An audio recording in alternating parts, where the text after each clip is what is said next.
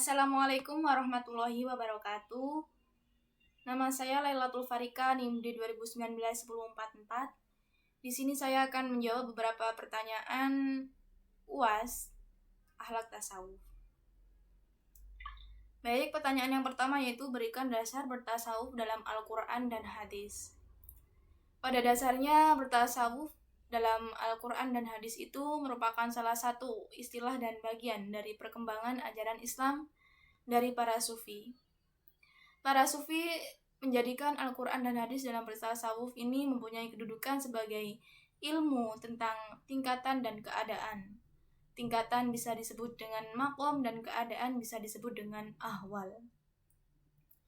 Selain Al-Quran dan hadis juga merupakan landasan dalam tasawuf sebagaimana yang pernah dilakukan oleh Rasulullah SAW di Gua Hira, yaitu bertafakur, beribadah, dan hidup sebagai orang zahid. Untuk menjadi seorang sufi ini, seseorang harus bisa meninggalkan segala sesuatu yang menyangkut dengan sifat kebendaan dan senantiasa bertaubat serta mendekatkan dirinya kepada Allah Subhanahu wa taala untuk mencapai ridho. Dalam bertasawuf dapat dipahami sebagai manusia yang dekat dengan Tuhannya, yang merupakan ajaran dasar lewat firman Allah Subhanahu wa taala yang berbunyi Bismillahirrahmanirrahim. Wa idza sa'alaka 'ibadi fa inni qarib ujibu da'watad da'i ila da'ani falyastajibu li wal yu'minu nabi la'allahum yarshudun. Yang artinya adalah, dan apabila hamba-hambaku bertanya kepadamu tentang aku, maka jawablah bahwasanya aku adalah dekat, aku mengabulkan permohonan orang yang berdoa apabila ia memohon kepadaku. Maka hendaklah mereka itu memenuhi segala perintahku dan hendaklah mereka beriman kepadaku agar mereka selalu berada dalam kebenaran.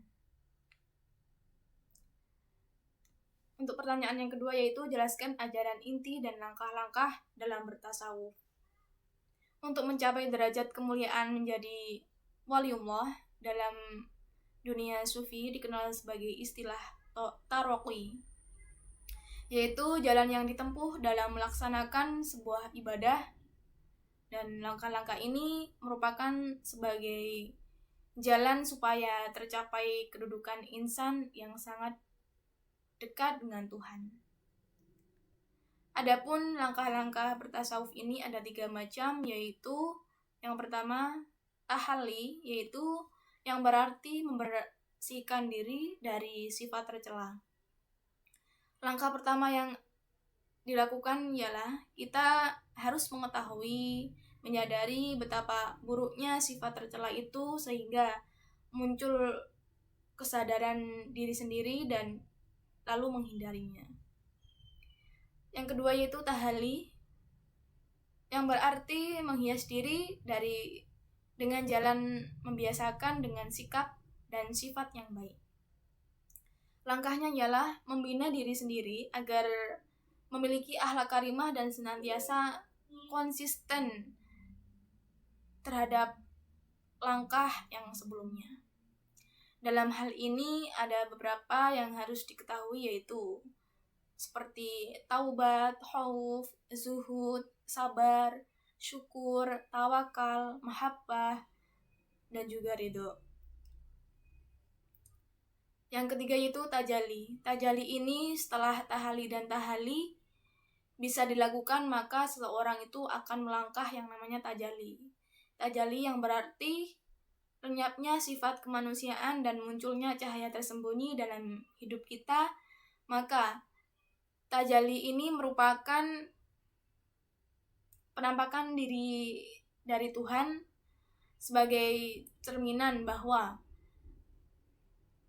di dalamnya itu terdapat gambar Tuhan.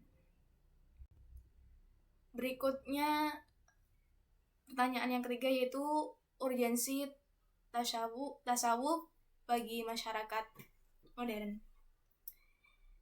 Baik, masyarakat modern ini merupakan sekelompok manusia yang hidup dalam kebersamaan yang saling mempengaruhi dan terkait dengan norma-norma serta sebagian besar itu anggotanya mempunyai orientasi nilai kebudayaan untuk menuju kehidupan yang lebih maju. Melihat urgensi tasawuf di tengah kancah kehidupan global ini, terdapat fenomena pada kelompok sosial tertentu yang terangkat ketersaingannya, yaitu dalam bahasanya disebut alienasi. Manusia modern sebenarnya merupakan manusia yang sudah kehilangan makna. Dan para psikologi memandang bahwa gejala alienasi itu disebabkan oleh beberapa sosial yang berlangsung sangat cepat. Seperti lembaga tradisional itu telah berubah menjadi rasional, masyarakat yang homogen telah berubah menjadi masyarakat yang heterogen, dan stabilitas sosial telah berubah menjadi mobilitas sosial. Seperti itu contohnya. Untuk yang pertanyaan yang keempat yaitu tentang thariqah dan tarekat. Secara bahasa, thariqat itu berarti jalan, cara, atau metode, dan secara istilahnya adalah jalan untuk metode bagi orang-orang yang menempuh jalan kehidupan Allah Subhanahu wa taala melalui tahapan-tahapan. Dalam hal ini bisa mengamalkan sebuah thariqat, yaitu mengamalkan syariah dengan benar secara zahir dan batin untuk lebih mendekati dirinya kepada Allah Subhanahu wa taala. Jadi tasawuf thariqat ini adalah tujuan seorang muslim untuk lebih mendekatkan dirinya kepada Allah. Maka yang dinamakan thariqat ini adalah jalan dan prosesnya. Bagaimana sih agar bisa berubah mendekatkan kepada Allah, dan tanpa melewati ini yang namanya thariqah itu, maka tasawuf ini tidak akan bisa untuk dicapai. Seperti itu.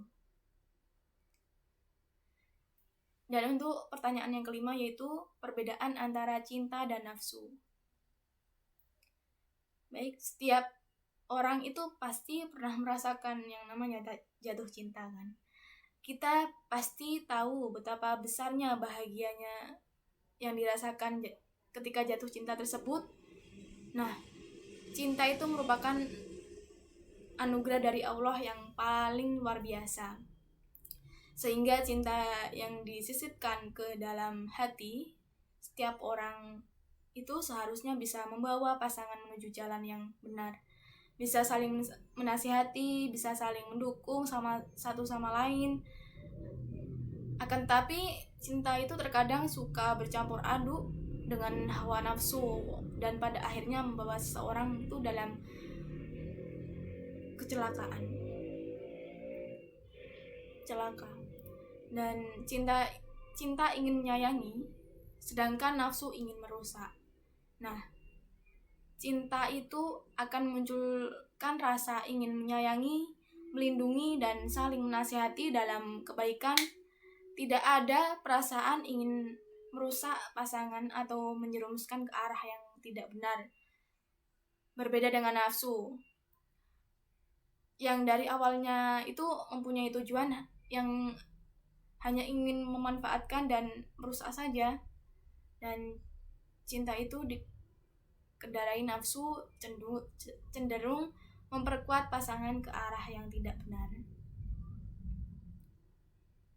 Selanjutnya, cinta sejati ini akan menunjukkan ke arah jalan yang benar untuk mencapai kebahagiaan. Seorang pecinta sejati yang sudah memahami makna cinta dalam dirinya akan berbeda dalam kebahagiaannya. Namun cinta atas dasar nafsu itu akan membuahkan kecewa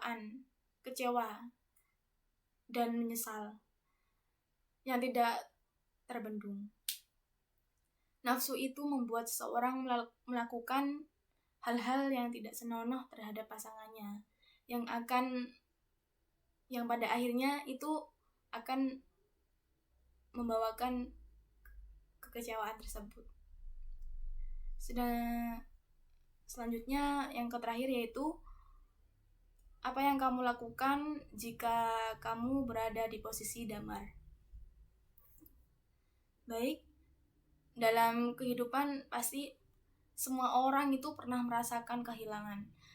Andaikan saya menjadi damar, saya akan sangat kehilangan, apalagi itu kehilangan kedua orang tua yang disayangi.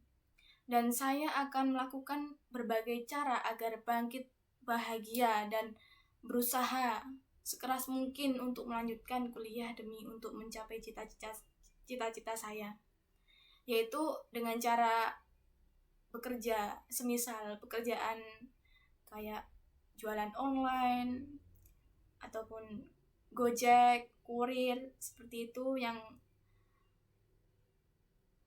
tidak berat-berat,